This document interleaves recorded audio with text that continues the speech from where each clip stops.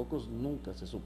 Un equipo de inteligencia civil estaba en la etapa final de la investigación ante el incremento de violaciones, secuestros y extorsiones cometidas por el grupo criminal que operaba en los cascos urbanos.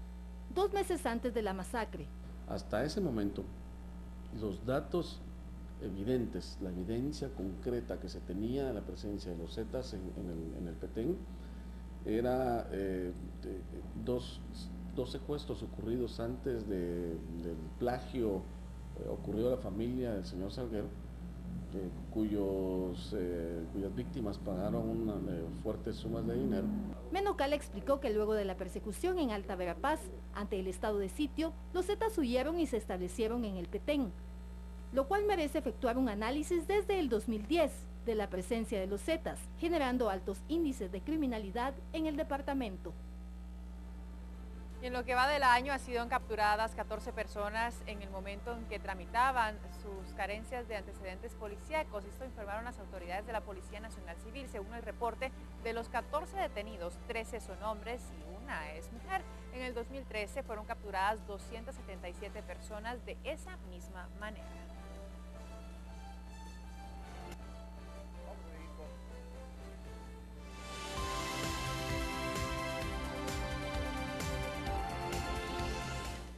Y la información, como decíamos, continúa con noticias que vienen del mundo también para completar el esquema informativo. Lo que sucede en tiempo real.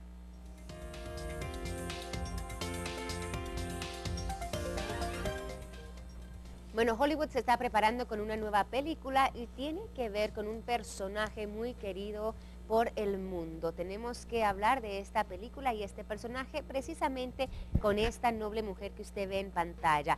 Hollywood prepara una película sobre la Madre Teresa de Calcuta. El director de Hotel Rwanda se encargará del guión del film que va a escribir tras realizar un viaje por Calcuta, India y Tijuana el próximo mes. Tiene previsto empezar a rodar a finales de año para poder estrenar en primavera o el verano del 2015. La película va a llevar por título Thirst y será la primera autorizada. Los productores de Flame Venturas y Origin Entertainment han anunciado esta película que van a empezar a preparar, que tiene que ver sobre la vida de la Madre Teresa de Calcuta, fundadora de las Misioneras de la Caridad y Premio Nobel de la Paz en 1979. Dicen, no podemos estar más entusiasmados de hacer esta película sobre una mujer que luchó por el compromiso absoluto, la fe, la caridad y el amor, señalaban. Kirsten se va a embarcar a un viaje de documentación por Calcuta, India y Tijuana durante el próximo mes y va a comenzar a escribir el guión a finales de febrero. Así es que esto empieza a realizarse después de este viaje por estos lugares muy emblemáticos que nos hablan mucho de la Madre Teresa. Él empezará a escribir el guión para la película que espera estrenar a principios del 2015. Vamos a estar muy pendientes de esto, por supuesto, pero también estamos pendientes de lo que está pasando en el mundo. Para ello vamos con Alejandro.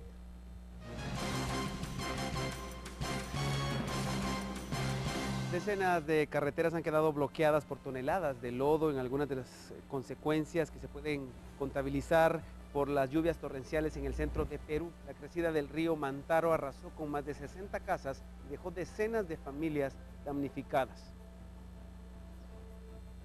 En Turquía, 21 personas murieron en un accidente de carretera, además 29 resultaron heridas luego que el autobús de pasajeros se estrellara en una carretera en el centro del país. El conductor del transporte, quien quedó vivo, perdió el control debido a una formación de hielo, chocó contra una barra de protección y el vehículo fue a caer a una zanja cercana a la carretera luego de haberse volcado. El gobierno de Sudán del Sur y los rebeldes firmaron un acuerdo de alto al fuego después de más de un mes de un conflicto que ha colocado al país más joven de África al borde de la guerra civil. El acuerdo se logró tras semanas de negociaciones auspiciadas por la Autoridad Intergubernamental para el Desarrollo, el bloque regional mediador de África Oriental en la crisis que vive la región. Ahora son las 7:29, noticias del mundo aquí en Viva la Mañana. Muchas gracias y seguimos con la información, por supuesto. Vamos a hablar del deporte internacional. ¿Qué les parece? Vamos a destacar la previa de la Liga Española, lo último del Mundial de Brasil y el último fichaje en las grandes ligas. Momento de hablar del deporte internacional, parte interesante de BLM Las Noticias.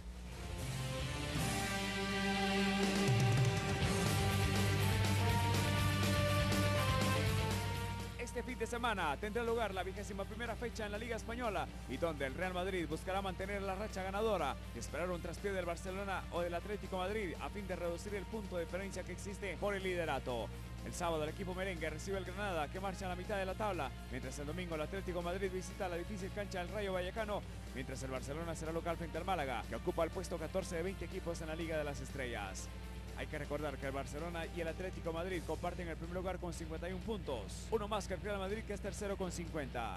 En noticias de la Copa del Mundo de la FIFA Brasil 2014, fue inaugurado el estadio Arena da Dunas en la ciudad de Natal, capital de Río Grande do Norte, convirtiéndose en el séptimo escenario habilitado para jugar el Mundial, el cual tendrá lugar del 12 de junio al 13 de julio próximo.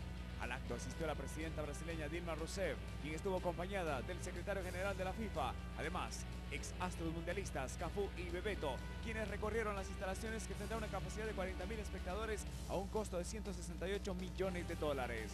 En esta sede se jugará el partido entre Italia y Uruguay el 19 de junio, además México-Camerún el 13, Estados Unidos ante Ghana el 16 y Japón frente a Grecia el 19. Este estadio se une a los 6 anteriores que ya fueron inaugurados para la Copa Confederaciones en Río de Janeiro, Brasilia, Belo Horizonte, Fortaleza, El Salvador y Recife.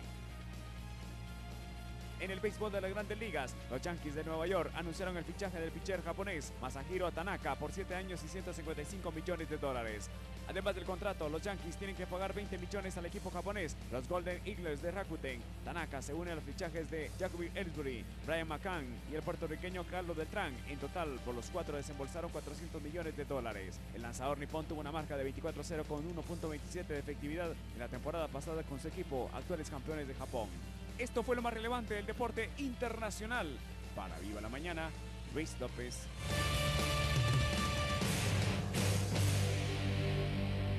7 de la mañana con 31 minutos, deporte internacional en la información que todos los días compartimos con ustedes. Y nos quedamos viajando por el mundo, pues tenemos que seguir viendo qué sucede en este plano. Análisis internacional, vamos para allá.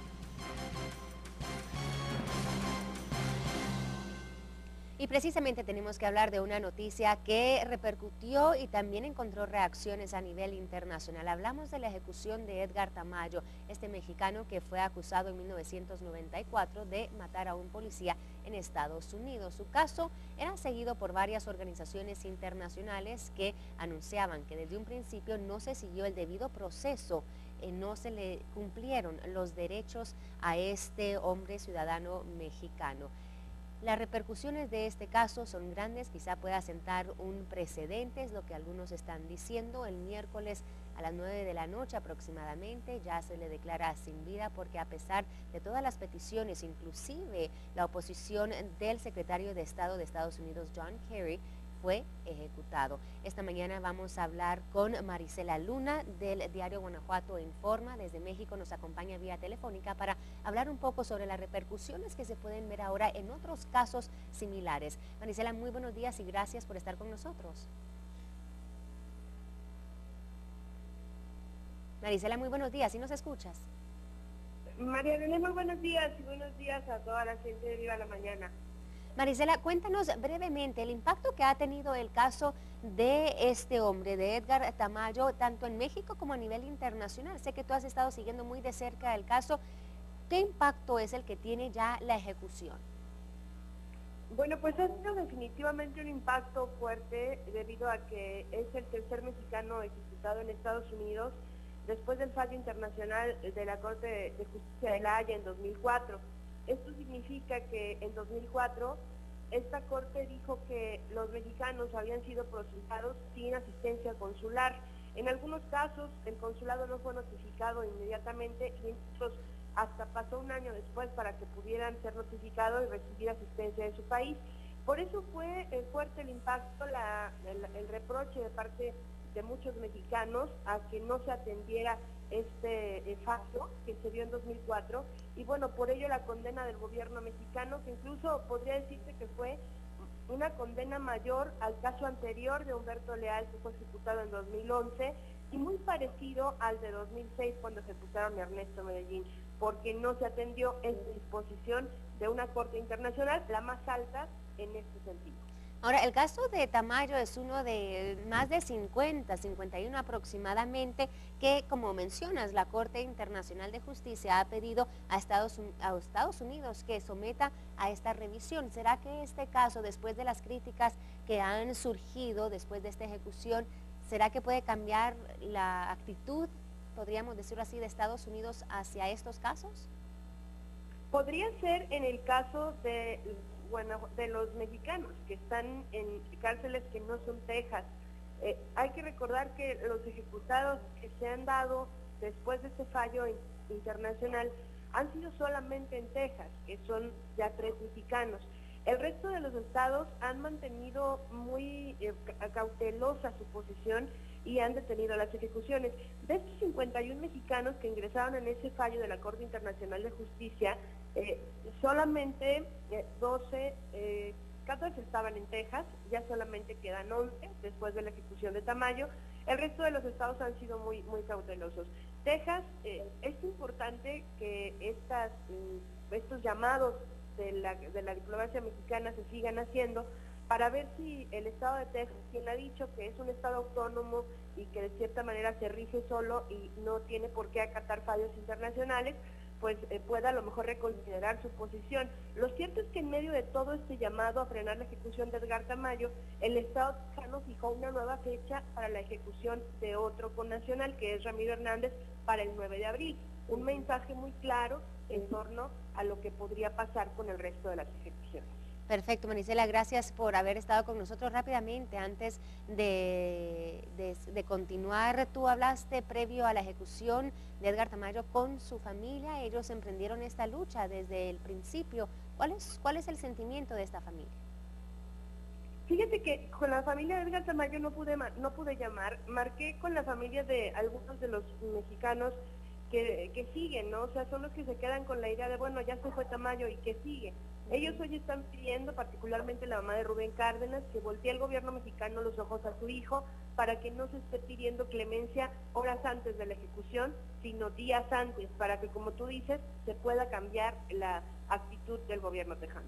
Perfecto, muchísimas gracias, Marisela, por haberte enlazado con nosotros desde muy tempranito. Gracias por habernos informado y claro, vamos a estar siguiendo muy de cerca esto, que es un caso que repercute, como mencionábamos, a nivel internacional. Muchísimas gracias. Hola, María René, muy buenos días. Muy buenos días. Bueno, estábamos hablando acerca de la ejecución de Edgar Tamayo y las repercusiones que puede tener a nivel internacional con estas otras personas, estos otros casos que existen y que la Corte Internacional de Derechos Humanos ha dicho deben ser revisados. Vamos ahora a continuar con más. Gracias, María René, interesante el análisis. Y hablando de análisis en instantes, en contexto, un tema importante está dentro de las metas cuando hablamos del segundo informe de gobierno dentro de los 3 pactos de los que habla la administración de Pérez Molina. El pacto Hambre Cero es uno de ellos y hablaremos de la desnutrición en un ratito aquí en el programa. Eso será a regresar de la pausa cuando también tengamos otras noticias para usted. Recorreremos los departamentos, así que no se vaya. Volvemos con más información en instantes en las noticias. En Quiché capturan a nuevo sacerdote acusado de abuso sexual contra un joven. Delincuentes roban equipo y documentos en sede de la URNG en Huehuetenango. Dio las cifras del crecimiento del PIB en el tercer trimestre del año recién pasado. El PIB subió arriba del 4%, bastante más alto de las previsiones. El 85% de ese impulso al PIB provenía del consumo de las personas y del consumo público. Y ese es el tema que nos ocupa esta semana en Desafíos.